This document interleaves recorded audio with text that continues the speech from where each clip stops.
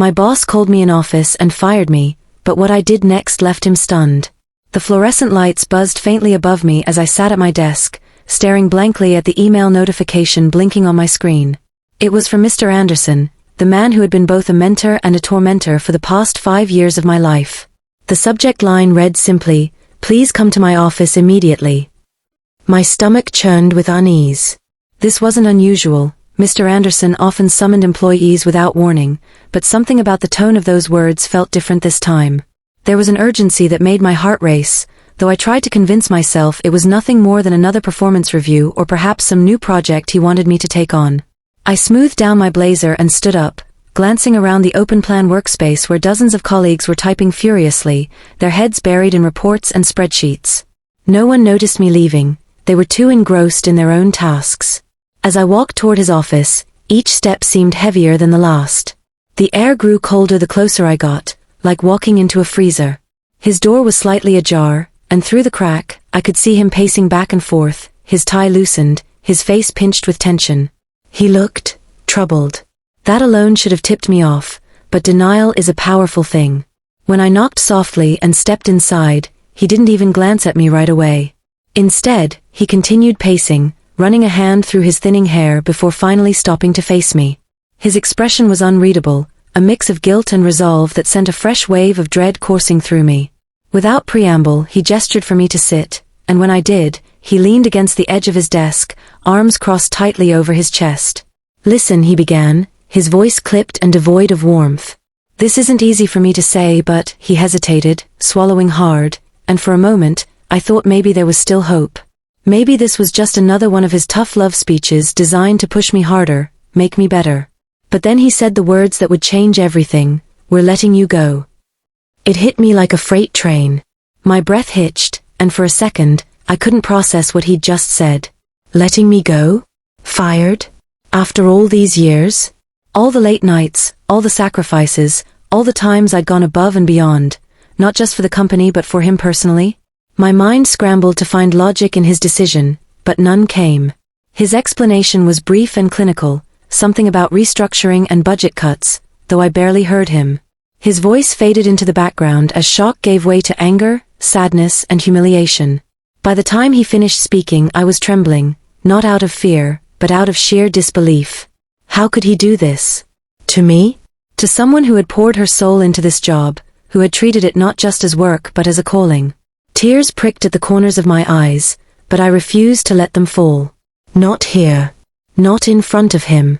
Instead, I forced myself to nod stiffly, gathering what little dignity I had left as he handed me a folder containing my severance package details and instructions for returning company property.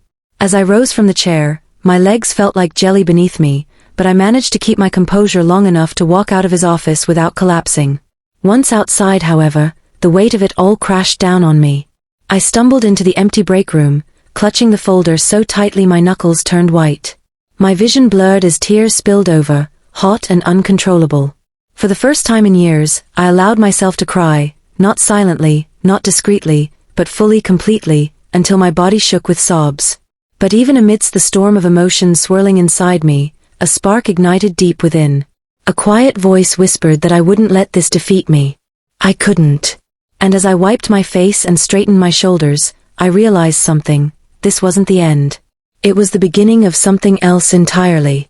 The rest of the day passed in a haze. Colleagues shot me sympathetic glances as I packed up my belongings, their murmurs following me like shadows. Some offered kind words, others avoided eye contact altogether, unsure how to navigate the awkwardness of watching someone get fired. By the time I left the building, the sun was setting, casting long golden rays across the city skyline. Normally, I loved this time of day, the way the light softened the edges of the world, making everything seem just a little bit magical. But today, it only served as a cruel reminder of how far I'd fallen. I drove home in silence, gripping the steering wheel so tightly my hands ached. When I finally arrived, I dropped my box of personal items onto the kitchen counter and sank onto the couch, staring blankly at the wall. Hours passed, maybe minutes, I couldn't tell. Time had lost all meaning. Eventually, exhaustion took hold, and I drifted into a restless sleep filled with fragmented dreams of boardrooms and deadlines, of Mr. Anderson's cold, unyielding gaze. When morning came, I woke with a start, sunlight streaming through the blinds. For a brief moment, I forgot why I felt so hollow inside. Then reality crashed back in, sharp and unrelenting. I groaned, burying my face in my pillow, wishing I could stay hidden forever. But the voice from yesterday, the one that had whispered promises of resilience, was louder now, urging me to move, to act, to reclaim control of my life. With great effort, I dragged myself out of bed and showered, letting the hot water wash away the remnants of self-pity clinging to my skin. Standing in front of the mirror afterward, I stared at my reflection, searching for signs of strength. My eyes were red-rimmed and tired, but beneath the weariness, there was something else, a flicker of determination. I squared my shoulders and nodded at myself, as if sealing a silent pact. For the next few days, I threw myself into job hunting, scouring online listings and sending out resumes by the dozen. Each rejection stung, reopening wounds I thought were healing, but I refused to give up. During this time, I also reached out to former colleagues and mentors, reconnecting with people I hadn't spoken to in years. Their encouragement buoyed me, reminding me that I wasn't alone in this fight. One afternoon, while scrolling through LinkedIn, I stumbled upon a post from Sarah, an old friend from college. She had recently launched her own consulting firm focused on workplace diversity and inclusion. Her passion for creating equitable environments resonated deeply with me, sparking an idea that refused to be ignored. What if I could channel my pain into purpose? What if I could turn this setback into something meaningful? Inspired, I spent hours researching the industry, devouring articles and case studies, learning everything I could about diversity initiatives and organizational culture. The more I read, the clearer my vision became. I envisioned a platform that empowered marginalized voices within corporations, helping them navigate systemic barriers and advocate for change. It was ambitious, yes, but also necessary, and I knew I had the skills and experience to make it happen. Over the following weeks, I poured every ounce of energy into bringing this dream to life. I drafted business plans, created pitch decks, and reached out to potential collaborators. Late nights became the norm as I juggled networking events, webinars, and endless cups of coffee. There were moments of doubt, of course, times when the enormity of the task threatened to overwhelm me, but I pushed through, fueled by a growing sense of purpose. Then came the day I received an invitation to present my concept at a local entrepreneurship summit. My heart leapt with excitement, but nerves quickly followed. This was my chance to prove not only to others, but to myself that I was capable of reinvention. I rehearsed tirelessly, refining my pitch until it flowed effortlessly, confident yet authentic. On the morning of the event, I dressed carefully, choosing an outfit that exuded professionalism and poise. As I entered the conference hall, the hum of conversation filled the air, mingling with the scent of freshly brewed coffee. I scanned the crowd, spotting familiar faces among the sea of strangers. Among them was Mr. Anderson. At first, I froze, unsure whether to approach him or avoid him altogether. But then I remembered the promise I'd made to myself, no more running, no more hiding. So with steady steps, I walked over to where he stood chatting with another attendee. When our eyes met, his widened in surprise, and for a fleeting moment, I saw regret flash across his features. Before either of us could speak, the host called everyone to attention, signaling the start of the presentations. As I took the stage, I glanced out at the audience, locking eyes briefly with Mr. Anderson. His presence unsettled me, but it also fueled my resolve. I began speaking, my voice steady and clear, sharing my story with raw honesty. I talked about the challenges I'd faced, the lessons I'd learned, and the vision I now carried. The room fell silent, captivated by my words. When I concluded, applause erupted, echoing off the walls and filling me with a sense of validation I hadn't known I needed. Afterward, people swarmed me, eager to learn more about my initiative. Business cards exchanged hands, emails were promised, and connections were forged. Amidst the chaos, I spotted Mr. Anderson lingering near the exit, his expression unreadable. Slowly, deliberately, I approached him, my heart pounding in my chest. Whatever happened next, I knew I was ready. And so, standing there in that crowded hall, I prepared to confront the man who had once dismissed me, armed not with bitterness or resentment, but with courage and conviction. As I approached Mr. Anderson, the noise of the bustling crowd seemed to fade into a distant hum. My pulse quickened with every step, but I held my ground, my chin lifted and my shoulders squared. He saw me coming and hesitated for a moment before forcing a tight smile, an awkward, almost guilty gesture that didn't quite reach his eyes. "Mr. Anderson," I said, my voice calm but firm as I stopped just a few feet away from him. "I didn't expect to see you here." He shifted uncomfortably, shoving his hands into his pockets. "Neither did I," he admitted, glancing around as if searching for an escape route. When his gaze returned to me, it softened slightly, tinged with something resembling regret. "Your presentation, it was impressive. Really powerful." The compliment caught me off guard, though I didn't let it show. For years I had craved validation from him, praise for my hard work, acknowledgement of my contributions, but now, standing in front of him on equal footing, I realized how little his approval mattered anymore. Still, there was a part of me, a small, stubborn part, that wanted answers. "I appreciate that," I replied evenly. "But I have to ask, why are you here? Are you scouting talent for your company? Or maybe looking for ways to improve diversity initiatives after letting someone like me go?" His face flushed red at my pointed question, and he opened his mouth to respond, then closed it again, clearly struggling to find the right words. Finally he sighed, running a hand through his hair in a gesture so familiar it almost made me nostalgic, for a time when I still believed in him, in us as a team. "Look, I owe you an apology," he began, his tone heavy with sincerity. "What happened back then, it wasn't personal. It wasn't about your performance or your value to the company. You were one of our best employees, and firing you was one of the hardest decisions I've ever had to make." I raised an eyebrow, skeptical. "Then why did you do it?" He hesitated, his jaw tightening as if bracing himself for what he was about to say. "It was politics. Upper management wanted cuts, and they gave me a list of names. Yours was on it, and I didn't fight hard enough to keep you off. I should have. I should have stood up for you, but," his voice trailed off, filled with shame. "I failed you." For a moment, I didn't know how to respond. Part of me wanted to lash out, to tell him exactly how much his failure had cost me, not just financially, but emotionally. But another part of me understood the weight of corporate bureaucracy, the impossible choices leaders sometimes faced. As angry as I had been, and still was, I couldn't deny that he looked genuinely remorseful. "I'm not going to pretend I'm not bitter," I said finally, my voice steady despite the storm of emotions swirling inside me.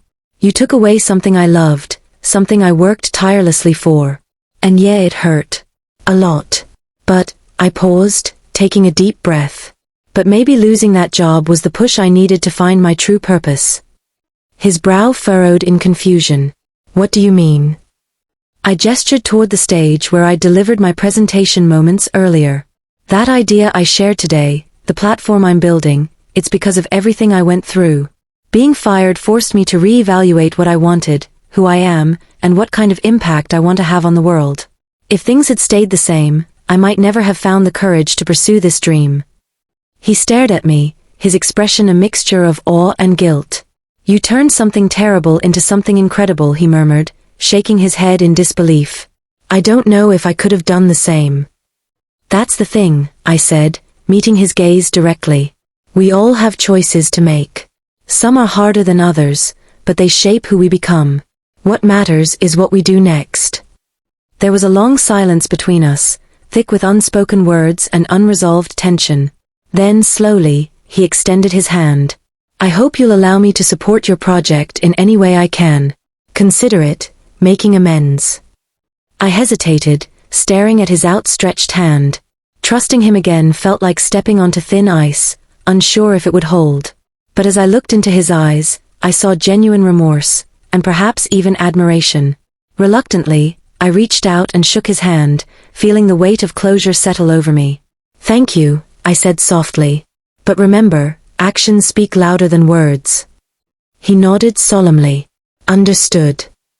In the weeks that followed, Mr. Anderson kept his promise. He introduced me to key contacts within his network, offered advice on navigating the business landscape, and even became one of my earliest investors. While I remained cautious, wary of trusting him completely, I couldn't deny the positive impact his support had on my journey. With each passing day, my vision grew clearer, my resolve stronger. The platform I envisioned began taking shape, attracting attention from organizations eager to embrace change. I assembled a team of passionate individuals who shared my mission, and together, we laid the foundation for something transformative. But even as success loomed on the horizon, I refused to forget where I'd come from, or the lessons I'd learned along the way. Being fired had been devastating, yes, but it had also taught me resilience, self-worth, and the importance of staying true to myself. Those scars would always remain, but instead of defining me, they fueled my determination to create a better future, not just for myself, but for others facing similar struggles. One evening, as I sat alone in my home office reviewing plans for the upcoming launch, I allowed myself a rare moment of reflection. The road ahead wouldn't be easy, challenges awaited, setbacks inevitable. Yet, for the first time in a long time, I felt truly alive, empowered, ready. And as I gazed out the window at the city lights twinkling in the distance, I smiled, knowing that whatever came next, I would face it head-on, with courage, conviction, and an unwavering belief in the power of reinvention. The launch day arrived faster than I ever could have imagined. Months of tireless work, sleepless nights, and endless brainstorming sessions culminated in a single moment that would determine the trajectory of my new venture.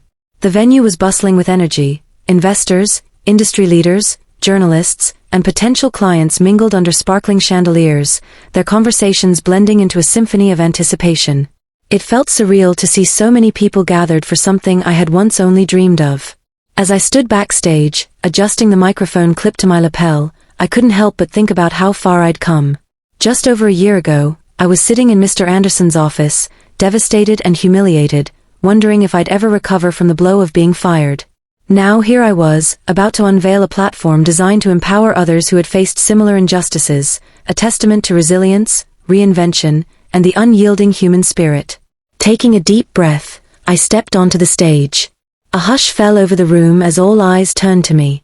The spotlight warmed my skin, but it was the weight of their collective gaze that truly ignited my nerves. For a brief second, doubt crept in. What if they didn't understand? What if they didn't care? But then I remembered why I was doing this. This wasn't just about me anymore. It was about every person who had been silenced, overlooked, or pushed aside.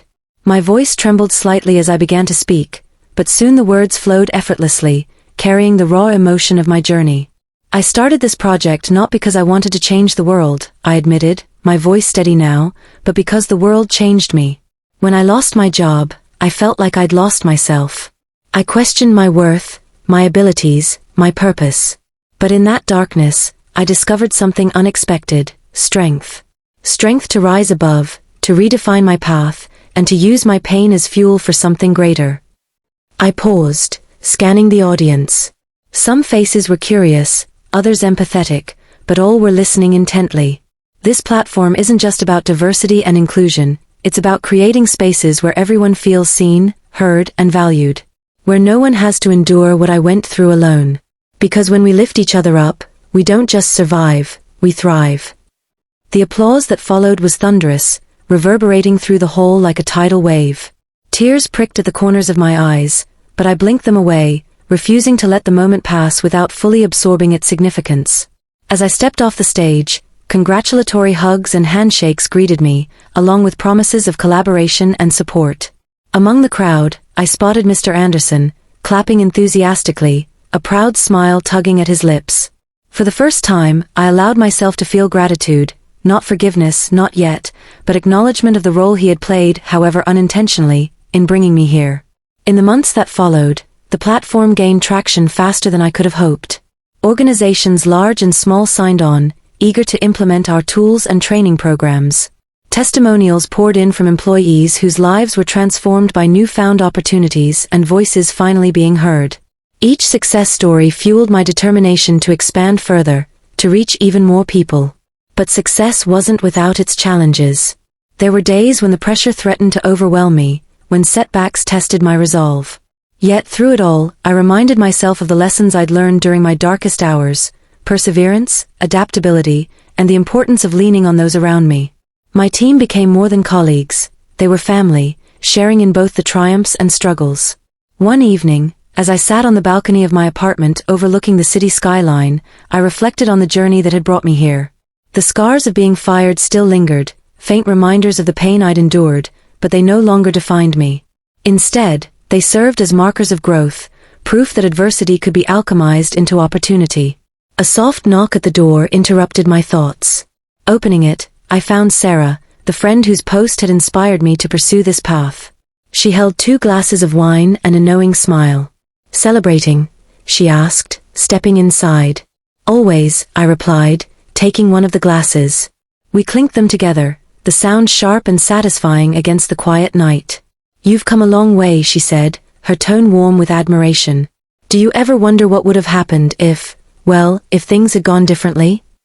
I thought about it for a moment, swirling the wine in my glass. "Sometimes," I admitted. "But honestly, I don't think I'd trade any of it, not even the hardest parts. Everything led me here, to this life, to this purpose. And for that, I'm grateful." Sarah nodded, raising her glass again. "To reinvention, then." "To reinvention," I echoed, smiling as I took a sip. Years later, when I looked back on my life, I realized that being fired wasn't the end, it was the beginning. It forced me to confront my fears, challenge my limits, and discover a version of myself I never knew existed. That pivotal moment shaped not only my career but also my identity, teaching me that true strength lies not in avoiding failure but in embracing it, learning from it, and using it to build something extraordinary. And as I watched my platform grow into a global movement, touching countless lives and sparking meaningful change, I knew one thing for certain: sometimes, the greatest gifts come wrapped in the toughest packages. All we have to do is find the courage to unwrap them.